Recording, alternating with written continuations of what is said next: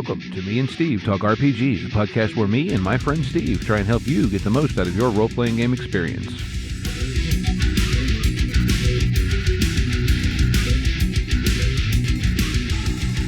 Welcome back to Me and Steve Talk RPGs. I'm here today with my buddy Steve. Hello. Before we did the horror episode last week, we talked a little bit about starting a gaming group, and we did mention that one of the things that you're likely to get asked is who's going to run the game. So we thought, well, what better time to talk about running your first game and how to approach that? Because let's face it, sooner or later, most people, especially if you're like Steve and I and you're into some of these less common games, we'll call them. I was going to say weird, but okay. Well, weird, less common, however you want to phrase them, you're going to get, well, are you running it? So what better time to say, sure, and jump in and get your feet wet.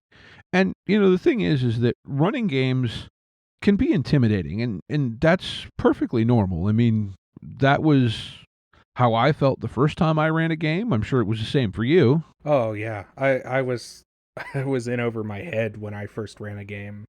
I had no idea. Yeah, well, like for me, that was when, I had kind of fallen head over heels for the Rift system, and nobody wanted to run it. And so I'm like, well, then fine, I want to play this game, so fine, I'll do it. And I don't want to talk bad about the game because it's a wonderful world. But let's say that if you were going to run your first game, I probably would not advise you to choose that system. There's a couple systems I really wouldn't advise unless you're very confident with the system. There's a couple that I wouldn't advise running your first game in. Oh, yeah, there are a lot that are that way, but that actually kind of brings me into some of what I think we need to talk about, and that's, well, where do you start? And, well, it might seem obvious that you start with, well, what game do you want to run? That's not necessarily the best place to start, I don't think. No, I really feel you can pick a game and go, I want to run this game, and that be the first system that you run. That's fine. I just feel that sometimes it's easier to get a feeling for how to run a game by running a different game, let's say. I think a good place to start for a lot of people is, we talk about it a lot, is Dungeons and Dragons. It's a really simple system to run. It's a lot like being a player, but it gets you that feeling of how to read a table. Yeah, well, I do think that to a certain point, yeah, you're a good jumping off point should be a system you're at least familiar with. In all honesty, my personal opinion, and for whatever that's worth, feel free to disagree, anyone out there listening, or even you, Steve, but I think where you really want to start is with what story do you want to tell? What do you want to do in this game? Because it's going to inform your choice of system, because depending on what story you want to tell or what setting you want to use, some systems are going to do that more than others. True. I mean, you can, but you can't really tell a very good cyberpunk story with the D&D system. Right. You're better served to use a dedicated one. Just like we talked about last week with horror, a lot of systems you can't do horror in just because they're not made for it. Right, and I guess that maybe what I was trying to say before was not so much about what kind of story you want to tell, but think about where your brain lives in terms of if you're imagining stories. Like for me, I deal much better in near modern or post-apocalyptic settings, be it, like a cyberpunk or whatever your post-apocalyptic flavor choice is. That's where my brain, I think quickly in that setting. I'm okay with fantasy, but it's not as strong for me. And that's perfectly fine. Maybe you've really been into superhero comics, and so you can think really fast in terms of superhero stuff. Well, good for you. I don't do that well in those. That is, speaking of thinking really fast, that is going to be my first key point for when running your first campaign.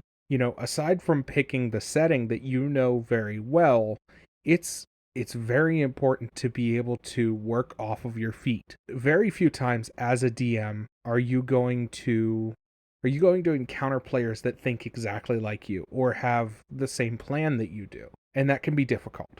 So being able to accommodate for your players and go, if your players say I turn left and you only accommodated for the when they turn right, well then you have to sort of work around that. You have to be able to work with what they can do and what they want to do. Even in pre-writtens, you can have where they make a left instead of a right. And you just have to plan on, okay, well, I'm going to either move the goalposts or Turn the map over. throw out my notes that I wrote since last month because you decided to break a case. Yeah, well, I think, though that goes to, like I said, I think where you're probably going to be the most comfortable is if you're playing in a setting where you already feel comfortable thinking in that space. And then, find a game system that works in that space as well. Absolutely. Absolutely. And for example, we both play with a guy who's very much into Star Wars, and I think he would be right at home playing in the Star Wars Genesis system. Me and you are sort of alike in that we are both fans of post-apocalyptic cyberpunk, more modern stuff, more, grounded in reality type things. Mm-hmm. Yeah, well, and I think, the individual we're talking about, he's also, he's a huge Star Wars fan, and I enjoy Star Wars. I know you do too. You've probably kept up with it more recently than I have. But, like, for me to run a Star Wars campaign with him as a player would be awkward because he just off the top of his head knows so much more about the lore and the universe and whatever that it's going to be like, well, no, it really works this way all the time. And yeah, you can go ahead and change it if you want as the game master, but I don't know. I know what I'm thinking. It's just kind of hard for me to say it, I understand what you're getting at. It's playing with somebody who's a rules lawyer when you haven't really played the game before, but it's more of a settings lawyer. Yeah. Especially in pre-existing settings. There's a lot of really good games out there, Star Wars, Star Trek. These have expanded lore.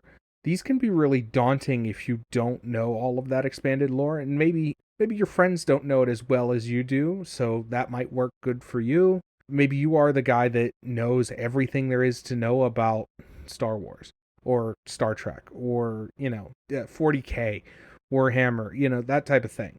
If you know all this lore, that can really benefit you as a DM because it'll cut back on well, that doesn't work that way. And you having to explain, no, it does because this is my world, essentially. Yeah, exactly. So to speak, I guess maybe to a certain point, what I'm trying to say is find something that you're already at least a semi-expert at.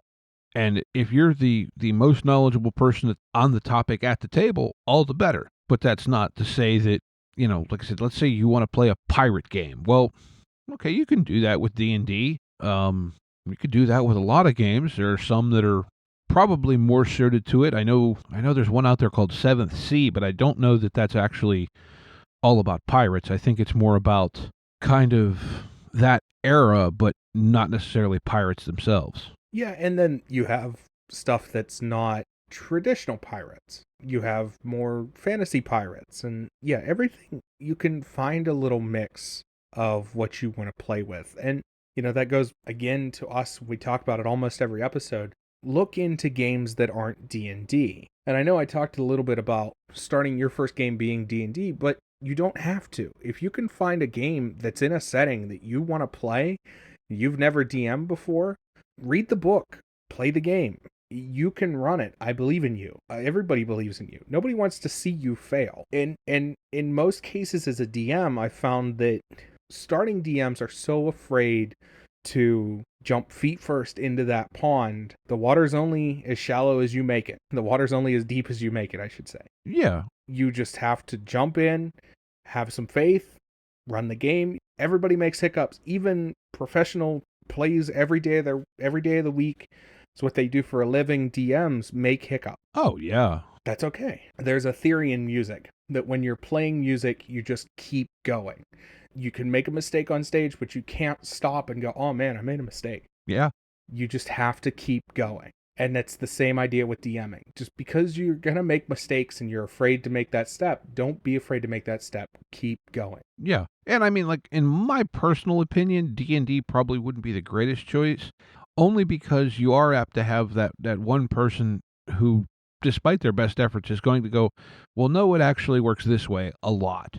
And hey, look, I can be that person at times, so I'll raise my hand and say guilty. But yeah, especially if it's not D&D, it just find something and run with it. And my personal gaming philosophy has always been like Steve said, just go with it. It doesn't necessarily matter what the rule is as it's written, as long as you apply it uniformly to everybody, it's cool. Yeah, at the end of the day, this is a hobby about making pretend with your friends or with people you want to be friends with. Mm-hmm. If it seems cool, do it. And if it's completely different than how the book is written, well, guess what? This went from a pre-written module to a homebrew campaign in a fraction of a second. Well, and there's a phrase that you've probably heard if you've been around gaming too long, or you will hear a lot. It's called the rule of cool. And basically what that just means is, oh, that's really cool. We're going to do it whether or not the book says we can. Right? And just roll with it. Don't be afraid to like I said, don't be afraid to say yes. That's one of the things that I see a lot of times, learning to say no. We talked about this 2 episodes ago or the last episode. It is really an important thing that we're going to have to do an episode on sooner rather than later, but saying yes to your players can have some of the most unintentionally fun gaming experiences in, gaming style. You can't have that kind of fun. Like, it's what separates video games from RPGs, because you have the ability to say yes and let's see where this goes. Very much so. In a video game, you can't do that per se. But in pen and paper RPGs, if I sit there and I look at you and you're DMing and I go, I want to play a half squirrel, half human bard, you're going to be like, sure, I want to see where that goes. Yeah. Well, and here's another little secret to let y'all in on. If you say yes, that tells your players that they start running with that. And if you're nervous about it, that's less you actually have to do. If your players take off with something and they're doing something between themselves, that's fun that's being had, and you didn't have to actually do anything for it. Every interpersonal conversation that happens between each player is less DMing you have to actually do. Yes, and that sounds, I don't know, sounds kind of crazy in a way, but yeah, really, sometimes saying yes is the easiest way to make it easy on yourself. Well, one of the things that can be difficult is encouraging your players to roleplay. And encouraging your players to roleplay and roleplay amongst themselves gives you valuable time. I do this especially. If my players are having a conversation, I'm listening to what their conversation is happening, but I'm also looking up, all right, they want to do this, so how am I reacting to this appropriately? Yeah. Say yes. Let the players do things and react to it. That's going to get you a long ways.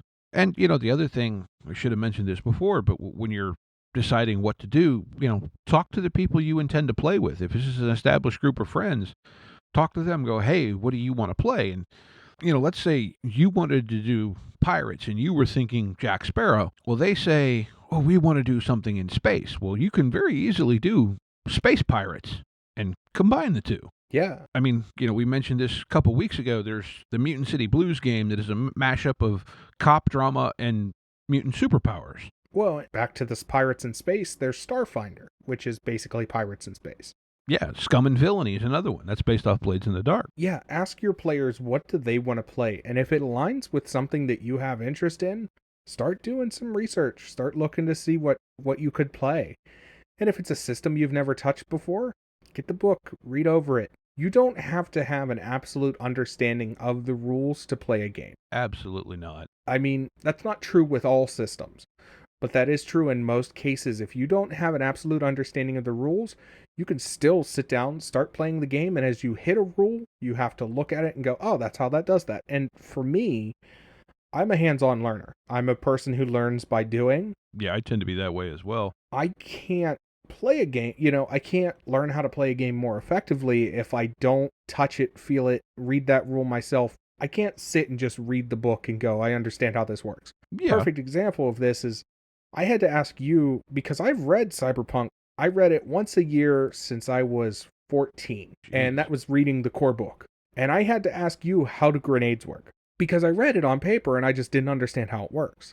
Mm-hmm. But once I learned how to do it, now I understand. Oh, that's how the rule works for grenades. It's really a matter of play the game, get a feeling for it, and go from there. Yeah, and depending on what you like to do, certain systems, if you're not especially talented with math, probably want to stay away from systems that tend to be crunchier. Well, that's where Genesis comes in. Yeah, Genesis, Powered by the Apocalypse, Fate. There's a lot of them that really don't require a lot of math. Cyberpunk can be a little mathy. I don't think it's as bad as Dungeons and Dragons, but other people would argue the other way. I don't get that Cyberpunk's mathy. I think Cyberpunk is almost it's a very good D20 system, is my opinion of Cyberpunk. Except it doesn't use a D20.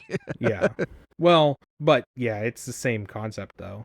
Well, I think though the thing to me and I kind of realized as I was having a discussion with somebody on a Discord channel about it, and I think what it comes down to is that while the crunch level might be a hair higher in Cyberpunk than it is in 5th edition D&D, I feel like you get a lot more out of the crunch in Cyberpunk.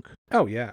Like Cyberpunk, if you really look at it, is quite a simulation-y system, and often those are crunch nightmares, where I don't really get that feeling with Cyberpunk, with the exception of maybe the net running and the martial arts rules get a little goofy. But, the basic gameplay is very simple. I really like the ranged combat rules. I definitely agree with you. I think the ranged combat in Cyberpunk is really well done. There's a lot of things, but again, it goes back to have a base understanding of the game that you want to play, and then go from there, and then grab some players, start playing the game. It gets to be it gets to be an intuitive thing over time, and the only way you're going to get used to DMing is by doing it. Yeah, you don't jump on a bike and ride 10 miles the first time. It's just not how it works. Like you said, you get you some kind of story that you want to have, and it could be as simple as, let's go, rescue a princess from the evil wizard in the castle, but figure it out and break it up into a couple of stages. You're going to need to have some sort of encounter, be they combat or social, but kind of get an idea of like, for me, I do it kind of by scenes that I want to have. Be it there's a scene in a tavern where you find out about this job you need to go on. And so we do that, and then maybe we have some sort of confrontation on the way there, to wherever it is that we're going, that isn't really tied to the story. It's just some sort of bump in the road. One of the easiest ways I've found to try and get an idea as a beginning DM or GM is to think if then else. And this is a programming idea, but it works with this game type too. If the players do this, then this happens, else move on to the next thing. So let's say if the players enter the tavern, then there's a brawl in the tavern. If they don't enter the tavern, that's when your else comes in, then they go to the inn, or you describe it in, or it's that idea of making a flow in your head of this happens, then this happens, then this happens. And it doesn't have to happen in that order. C can happen before A sometimes, or Z can happen before Y, but it's very much you want to just keep the story moving. You want to keep everything going. That's the whole goal. Just keep everything flowing. Even if you're just spitballing ideas and you just want to, you've run out of something, you can't think of the next combat, make a room where there's a short rest and take a 5-minute break, just keep the story moving, keep the line going. And well, that's, GM Eric brought that up when we had him on a couple episodes ago. Sometimes you just need to say, hey, look, I need 5 minutes. Yeah. Everybody go use the bathroom, refill your drink, go have a cigarette if you smoke, or, whatever. But yeah, like you said, if then else may not be an elegant programming solution, but it's darn effective. Oh yeah, absolutely. It's not the most clear thing in the world. If you have to have a very specific brain to think in that logical way, but it does work. Yeah. And you can find whatever works for you. I know people who can't understand programming logic that still can run awesome D&D campaigns. I know people with severe ADHD that run amazing D&D campaigns. Yeah.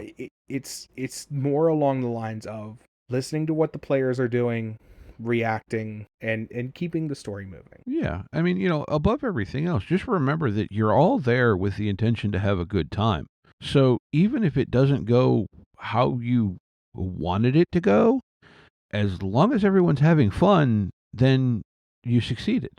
I actually, it was this morning or yesterday, watched a video on YouTube from the channel, I think, is How to Be a Great GM. I think I mentioned him last week. He has a channel on this, and one of the things he brought up was, the KISS principle. And that's essentially, keep it simple, stupid. And it doesn't mean to call anyone stupid. It's the idea that keep it simple, because if you keep it simple, you haven't invested a ton of time into something you're not going to use.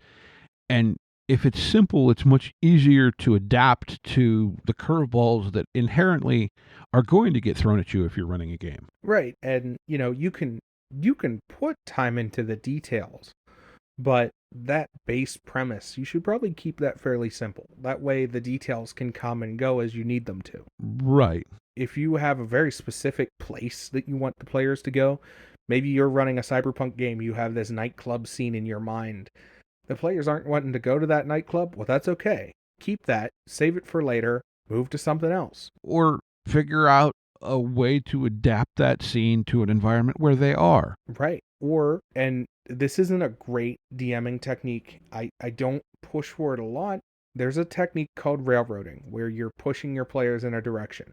Use that very gently. Do not heavy railroad your players. This is a bad thing, but you can easily gently push your players in a direction, and most of the time they'll go that direction. Yeah, I actually have found that to a certain extent, well, no one wants to be quote unquote railroaded. Most of the time, a lot of players, especially if they're not really experienced, they do want some kind of direction. Right. A true sandbox is a beautiful thing, but it requires a lot of investment and buy-in, both from the GM and the players. And it can be very daunting on both ends.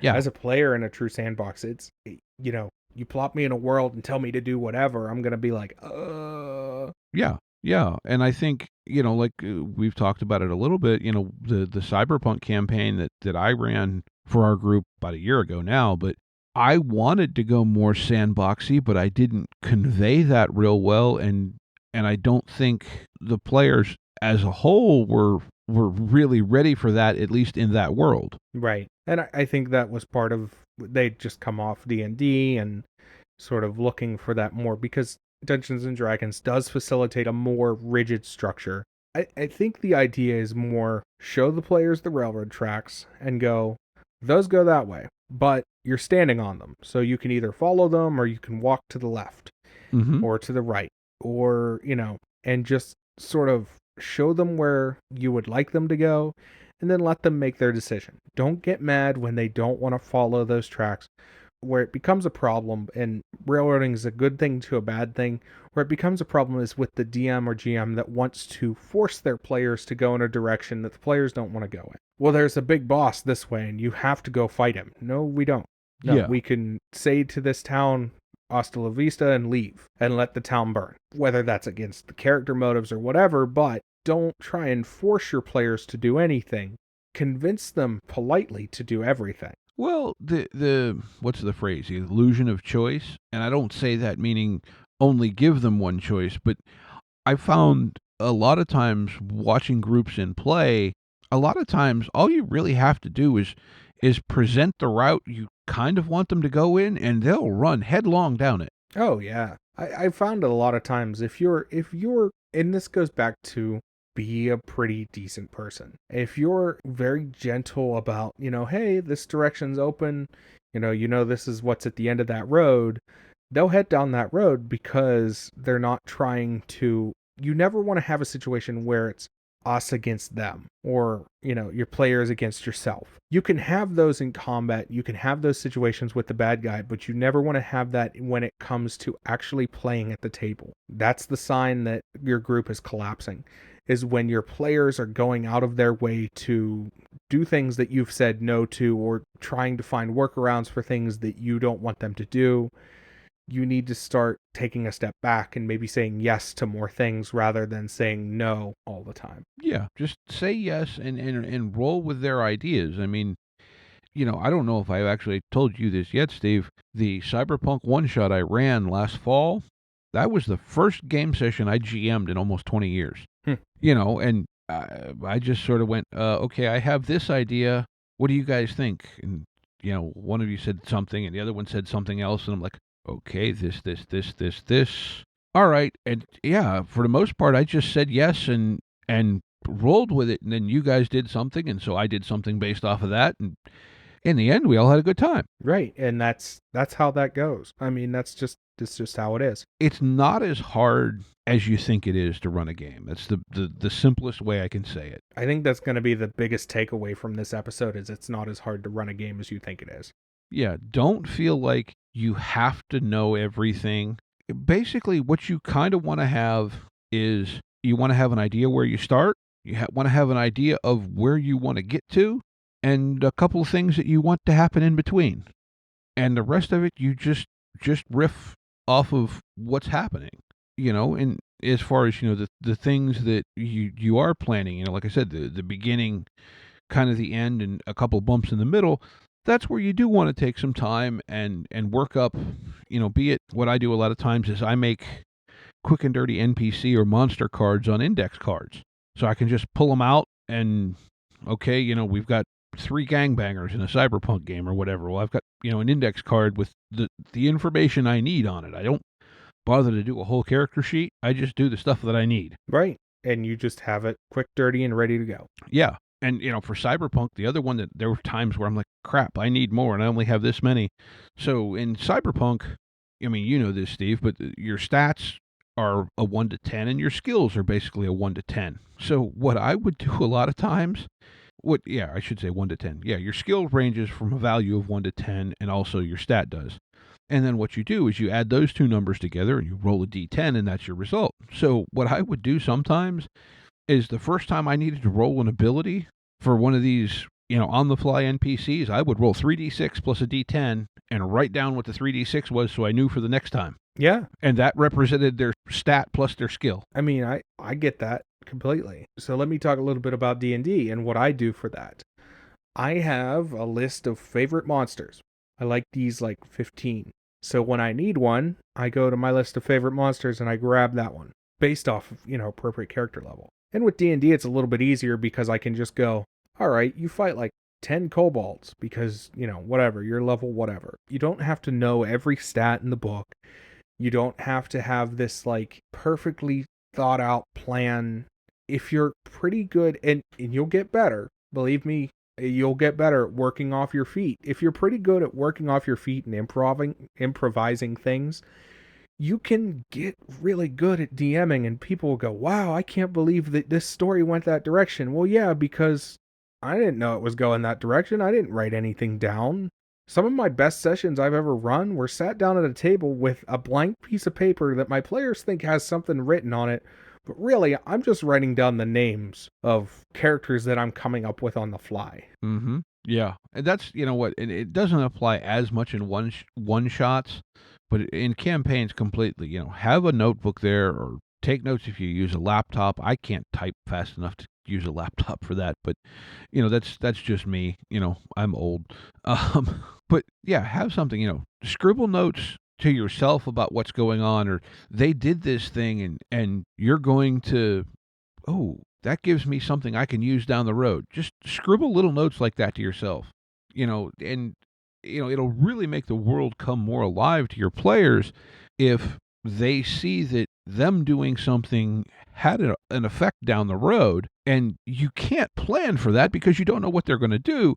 But if you react to what they do and have a plan, or you react to what they do and then do something based off of that, now, like I said, it really makes the world feel more alive. Yes, definitely. I think, like I said, we've said, though, the biggest thing to remember is, especially if you're doing it in person, which again, with currently being the whole COVID thing, that's a different, may not be as possible, but maybe you're just doing it with friends online. So it's still friends and people Remember, these are your friends, or, as Steve said earlier, if they're not your friends, they're people you probably hope to become friends with. So don't think of it in terms of them being extremely judgmental. Just go into it, say, hey, I'm going to have fun doing this. And when you get done, or even, you take a break a couple hours in, ask everybody, hey, are you having a good time? That's what it's all about, having a good time. I think one of the things that I like to do is ask, what do you like? What are you enjoying right now? Yeah. And that tells you where you're doing well, and it tells you what to focus on. If your players are really enjoying, oh man, I really like this setting. Okay, well then we need to do some more. We're going to focus on the setting more. We're going to double down on things. We're going to really, I really like the tone of this adventure. Okay, cool. So now I know that they like the tone, which means that I'm hitting the right tone that I want to be at. Mm-hmm. And then you also know that if a player says something along the lines of, I like the setting, well, then I need to improve my tone because, they said they really like the setting.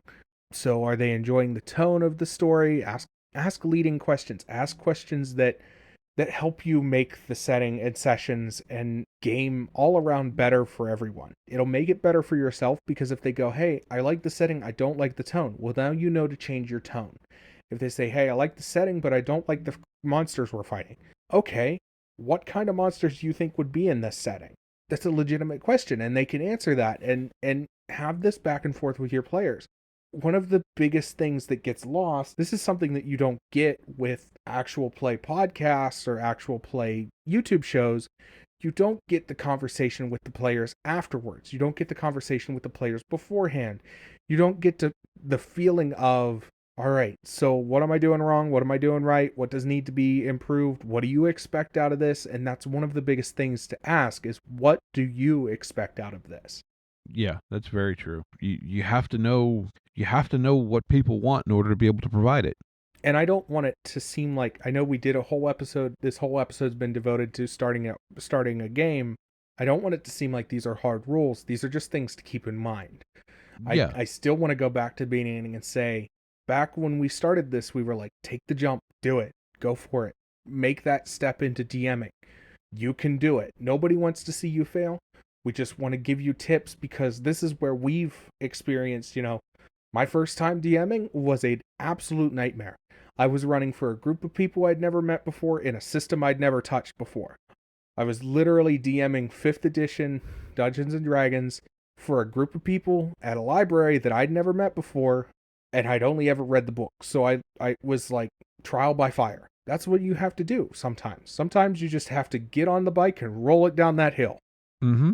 Yeah. Look, yeah, these people aren't out to get you. And as a side note, though, I would like to say, if you're a person playing with someone who's GMing for the first time, and especially if you're someone who does GM a decent amount and you're playing with this first time game master, don't don't backseat drive them. Be willing to offer advice, but don't offer too much unsolicited advice because that can actually kind of have the reverse effect of what you're intending. I know that personally because it's embarrassing when somebody goes, "Hey, I know you're new at this, but maybe you should," like if they're coming to you and saying, "Can I have some advice on how to do this?" Or if you can tell that they're actually struggling with a rule, ask, "Hey, do you understand that? Is there something I can help you with?" Don't just go, "Well, that's not how that works." Don't, as a player, don't just go, "Well, that's not how that works. This is how that works." Let them do their thing. Maybe after the session's over, talk to them, go, "Hey, this works this way, by the way." Or, "Hey, did you happen to read that section on that rule that you were having issues with earlier?" Yeah, have the conversation maybe in private afterwards, or again, we live in a digital era. Message them on Facebook or text them, or however it is, Discord, the 8 zillion ways you can communicate now. But yeah, don't backseat driver them. And that's a whole lot easier said than done. Just be polite. That goes back to etiquette. Yeah. Yeah, very much really. And I'm gonna say this, and Matt Mercer GM'd for the first time sometime. He didn't Yeah. just become what he is now. No, I think GM Eric talked about it, and it's true. You aren't going to start and be the best at this. It is something you can improve at. Yeah. Well, I really like the analogy he brought up that, equating Critical Role to the Bulls of the mid 90s. Those were amazing teams to watch. Was it the Warriors a couple years ago in the NBA that went on an incredible run in the regulars? But anyway, yeah, you can't. I'll just say one word and you'll understand completely. It's basketball. But or any team, be it the Patriots in football, whatever. Um, you know, these are professionals at what they do. You you can't expect to to take it in a reference that video games can understand. You aren't going to be Tony Hawk the first time you step on a skateboard. No, you just have to work at it. Yeah. The only way you're going to be able to work at being a DM is DMing. I'm sorry. I know that's sounds like it's such a mean thing to say to somebody, but the only way you're going to get better is to do it. Yeah, and you can pick up a lot. I've learned a lot listening to various GMs on, actual play podcasts, but nothing beats actually doing it. You have to implement these things you think you've picked up. There's something that I realized. Because I used to listen to the same amount of content that I listen to now before I DM, back when I was just a player. What I realized is that when you DM, you start understanding more what the DM is doing, and you can learn more tricks from that. See, you can listen to a DM as a player and just sort of go, oh, okay, it sounds like they're doing this, or it sounds like they're doing that. When you start actually DMing and you start listening to other people do it, you then get to this point where you're realizing that, oh, Matt's doing this, Matt's killing time here, or our DM in this campaign is doing this because that sets him up for this here, or he's dropping hooks for a plot thread, or you start picking up on those cues and you start learning that everybody does it a little bit differently, and everybody's method is, in a way, right. Everybody's method, if they have a successful campaign going, that works for them. And it's one of those things where as you DM and you listen to other people DM, you start to understand little tips and tricks and things that, maybe veteran DMs don't tell you up front, but they do it in their games, so you pick up on it. Yeah. And you know what? I'm sure I know this from other things I've done and tried to teach people to do. There are also things that no matter how much a DM that is trying to teach you and help you, there are things that they do that they don't realize they do and therefore can't explain to you. And that's not them being, it's just something that they do and they don't realize they're doing it. So, with that, I think we want to sort of wrap up this segment. Yeah. Get back to the point of get out there and DM, and maybe if you want to DM, you might want to DM some of the games of the week. Ooh, games of the week? Better yet, come DM a game of the week with us as players. Yeah, or better yet, come play a game of the week with us as DMs. Yeah, any which way. Play something new. I look for me to be running a Mutant City Blues game before the end of the year. I call a spot. Okay. You always have a spot at the table. You know that, right? There's always a chair that's got your name written on it. Everybody's confused because there's 2 chairs with Steve written on them. But yeah, so anyway, I think that means it's time to do Game of the Week, does it not? Yes, it does. Game of the week. Game of the week. All right. Whose turn is it to go first this time? I'm calling you. I'm saying it's your turn. Okay. Oh, great. Yeah, you're going to make me... Okay, now I got to... Okay. Well... this is the much less prepared portion of the podcast. Yes. Yeah, this is the 5 minutes before recording. Oh, crap. What am I going to do for Game of the Week this time? Well, I don't know. Sometimes you can hear my keyboard clicking in the background as I look for a game actively during the podcast. Well, and like some of them, sometimes are games, that I've legitimately been interested in for quite a while. And other times it's like, there are times where I go, I'm not looking for any more games that I want to play because it's just more money I'll want to spend. Well, sometimes I just open the front page of a drive-thru and go, that one looks good. Yeah. Well, in any case, I think this week I'm going to go with a game that you actually pointed me at a couple months back. And this is called Action Movie World. And the core book's actually subtitled First Blood, and it's a powered by the apocalypse game, completely intended to play, those 80s, 90s action movies. Just, be it, oh, what the heck, Eddie Murphy and Nick Nolte. Mm-hmm. I can't think of the... What is it called? 24 Hours or whatever. So, Beverly Hills Cop. Oh, that one too. Beverly Hills Cop, Tango and Cash. any Jason Statham movie, most Honored movies, or a lot of Stallone's movies. And it's exactly what this game is designed to, is to play an action hero and do crazy action movie stuff. Like I said, it's powered by the apocalypse, so it's pretty rules light. Looks like you just need a couple of D6s. If you want the PDF, it's on drive-through for all of $6.99, or you can even order the softcover book, and you can get the softcover book with the PDF combined for $11.50. And I believe there's an expansion for it that's not showing up on my screen right now. Wrong tab. Where's the tab? There's the tab.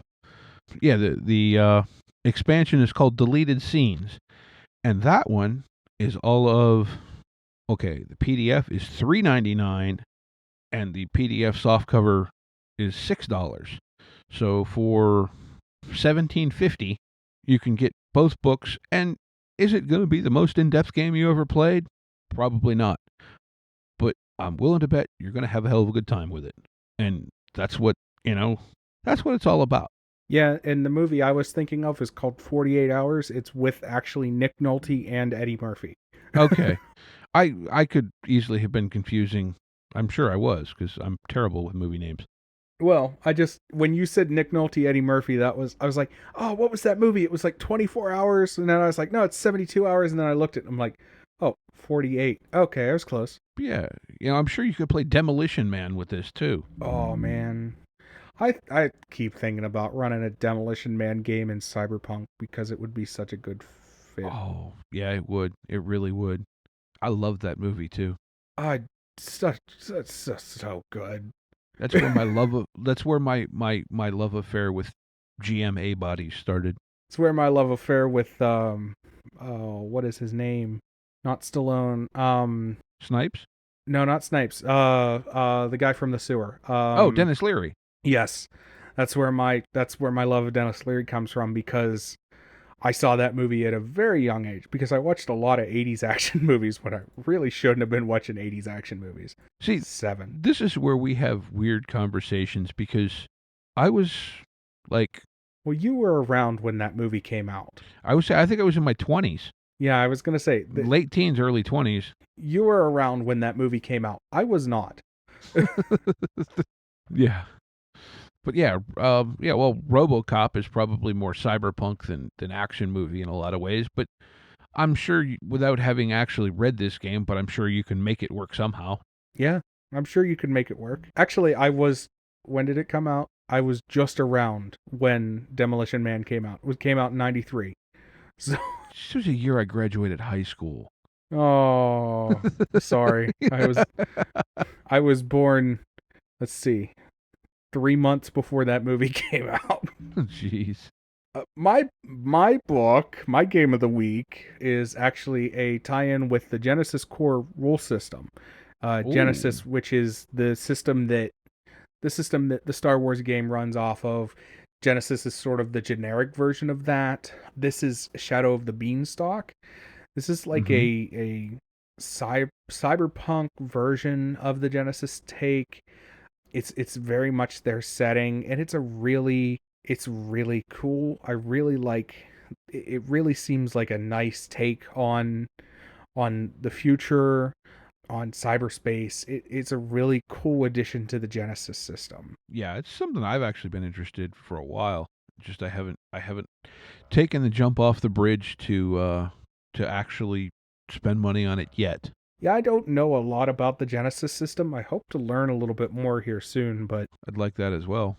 It's just one of those things where I saw it, I listened to a podcast and I heard them talk about it, and I was like, ooh, that sounds cool. Let me look into that. And I'm like, oh, that is the Genesis version of Cyberpunk, and that's awesome. Yeah. Speaking of Cyberpunk, just to derail things a little bit, Cyberpunk is coming out November 19th, which is the same day as the video game comes out, which is kind of funny. Well, actually the hardcover comes out the 19th. I believe the PDF drops the 14th. No, well, either way, it's still that same week.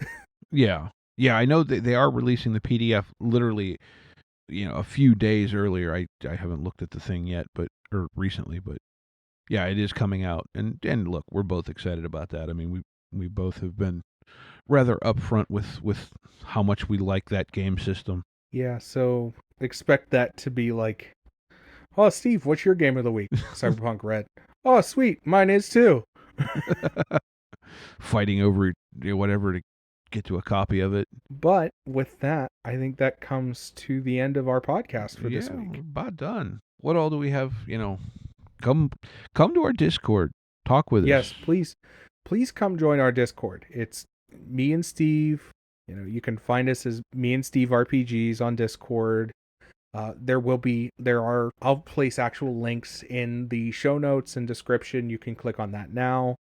You can find us on Facebook at Me and Steve Talk RPGs podcast, I believe. Let me double check that. Yeah, I know on Twitter we're at, the handle displayed is Me and Steve Talk RPGs. The @ is @and_RPGs, and I know that there's a link to the Discord in a pinned post or tweet, whatever, on there. Right. And on Facebook it's Me and Steve RPG podcast. Okay. Yes, I know I liked it. But yeah, come find us, holler at us one way or another. Come chat with us, give us your thoughts. If there's a topic that you'd like us to cover, come on into the Discord and suggest it. I can't guarantee that we'll cover it, but there's a decent chance we will. Yeah. Other than that, we get back to our Facebook really quickly. Hit us up on there. Hit us up on Discord. Please come join. If you're interested in playing any of the games of the week, we will be running games of the week eventually. We both have to have lives and sort of get that figured out. But I would love to jump into Mutant City Blues or any of the games that we really talked about. Yeah. Come check us out and tell your friends. Yes. Tell people.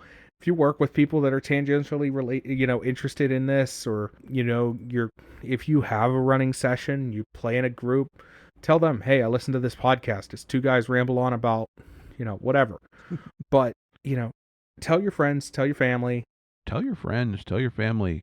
If you think we suck, tell people you don't like. Yeah.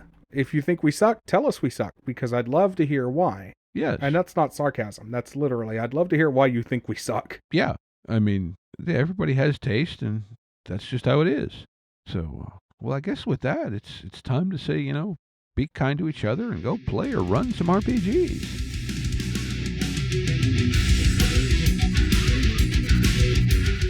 Intro and outro music by the band 12 Noon. You can email us at meandsteverpg@gmail.com. You can also find us at facebook.com/meandsteverpg. Thank you, and be kind to each other.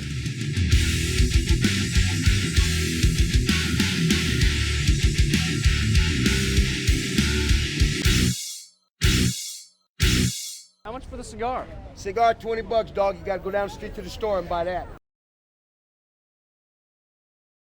And my train of thought just went out the window. That